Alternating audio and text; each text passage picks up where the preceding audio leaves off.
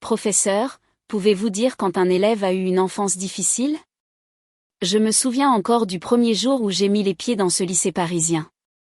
Les couloirs sentaient la craie et le café tiède, les murs étaient tapissés d'affiches colorées, pleines de sourires et de projets d'avenir. Je n'en avais pas vraiment. J'avançais toujours la tête basse, une main dans la poche, l'autre serrant mon sac comme si c'était la seule chose qui m'appartenait vraiment.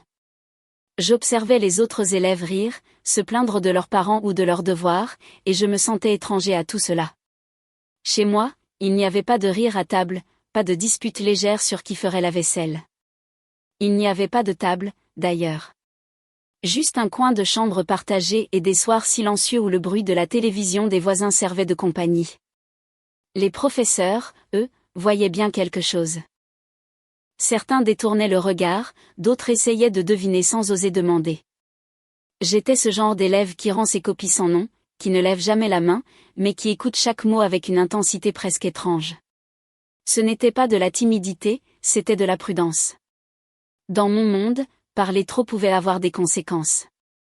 Un jour, en cours d'histoire, j'ai compris que les professeurs savent plus qu'ils ne le disent. L'enseignante m'a rendu ma copie, posément, sans un mot. Mais son regard restait un peu plus longtemps sur moi. Pas de pitié, juste une forme de compréhension silencieuse. Comme si elle voyait, derrière mes lignes soigneusement écrites, les nuits blanches passées à fuir le bruit des disputes, à réviser à la lumière du téléphone. Petit à petit, j'ai trouvé dans l'école un endroit plus sûr que la maison. Les livres sentaient la stabilité. Les bibliothèques avaient ce silence apaisant que je n'avais jamais connu ailleurs. Les murs restaient debout, toujours. Les professeurs devenaient des repères, sans même le savoir. Un matin d'hiver, j'ai réalisé que je souriais en entrant dans la salle de classe. Ce geste simple, que je ne croyais pas capable de refaire.